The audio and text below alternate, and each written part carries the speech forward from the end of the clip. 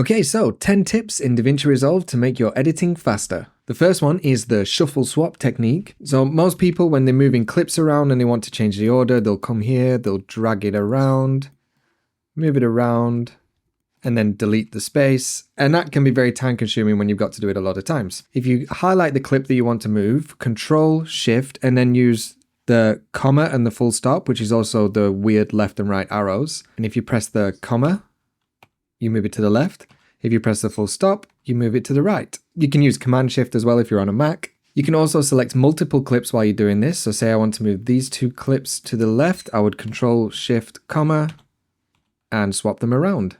Same with right. So you can also do this with the mouse, but make sure your snapping is on for this. So if you Control Shift and click some footage, you can drag it around, and this can also split clips as well. So it won't delete anything, but it'll split the clip that I've placed in between into two, or you can just drag it and snap it, and then it'll move it around the same way that the keyboard shortcut does. Okay, the next one is freeze frame and speed ramping. So since the keyframe update, we now have a better option of speed ramping in Davinci Resolve. So I press Control R or Command R to open up the retime controls. Then press the arrow here and click freeze frame. That now means everything in this red section is frozen. You can also change how long you want it to be frozen for as well by just dragging this around. And now we have the freeze frame in this moment and back to normal. So I'm just going to make that shorter because that's way too long. So let's just try it like that.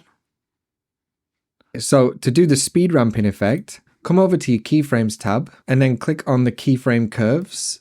Then come to display selected parameters and make sure you have your retime speed selected. I'm just going to zoom in with the Alt and mouse wheel scroll. And then highlight both of your key points and come over here to ease in and out. And then you can drag to change the length of the easing in and out however you want it. And then you have a much nicer speed ramp than we used to get. And you can still extend here if you want it to be longer. So it looks a bit crap just with that effect on. So I'd come over to retime and scaling, retime process, optical flow, and that just makes it a little bit smoother.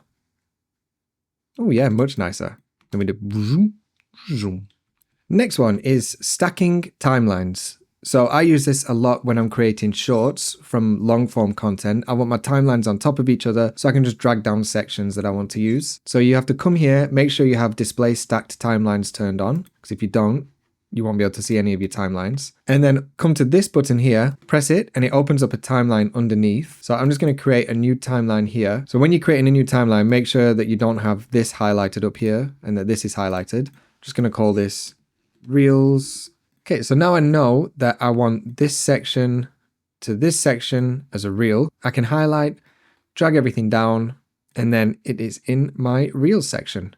Okay, the other one is the extend edit. So when I'm working with a lot of clips and I end up stacking things on top of each other, everything ends up finishing at a different point. So if you come over here to your trim edit mode or press T, and then highlight all the edges that you want to make sure are on the same spot. Move your playhead to where you want them all to end. So I want them all to end here, and press E. And that extends the edit all the way across. Now, if you want to go back, you have to make sure that you have the selection mode on. Otherwise, it doesn't go back, it just goes forward. And you can press E again to move it around.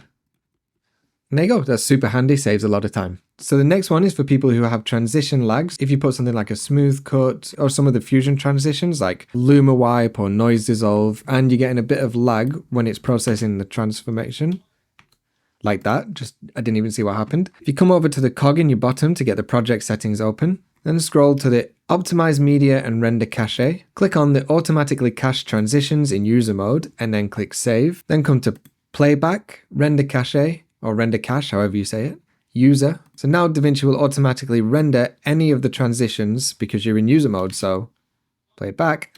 And that is a horrible transition that I will not use, but at least it was fast and I could see how disgusting it was. So now we're in Smart Reframe, and this is for the people who are doing a lot of vertical timelines, especially for shorts and reels and all that fun stuff that we all used to hate and now we have to live with. So I'm just going to change this timeline to vertical, and you can do that now by clicking up here and going on Portrait. I'm just going to push the zoom up so it fills the entire frame, and then come to the AI Smart Reframe. Auto is usually fine. Press reframe. You don't have to do this if your subject is sitting still, but if your subject is moving like mine is, then it will follow and track the subject and place it in the center of the vertical frame all the way through. Pretty good job.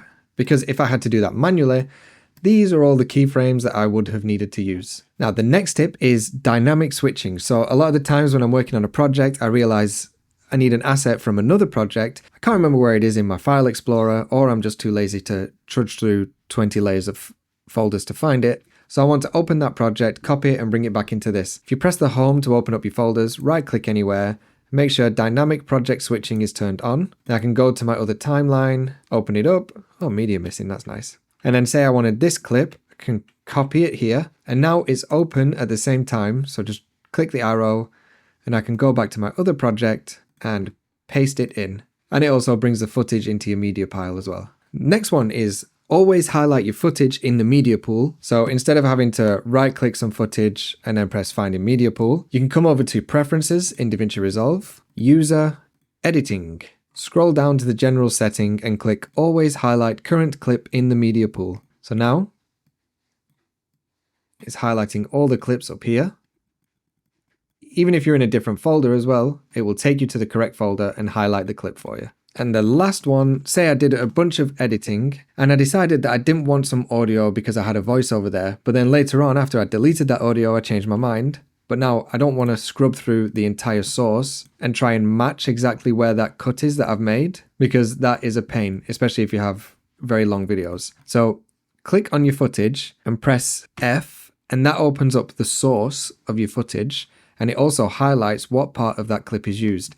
Then you just come over here, find the audio, and you can drag the audio back and it will match it perfectly. So there you go, 10 tips in Davinci Resolve that should help you edit a little bit faster.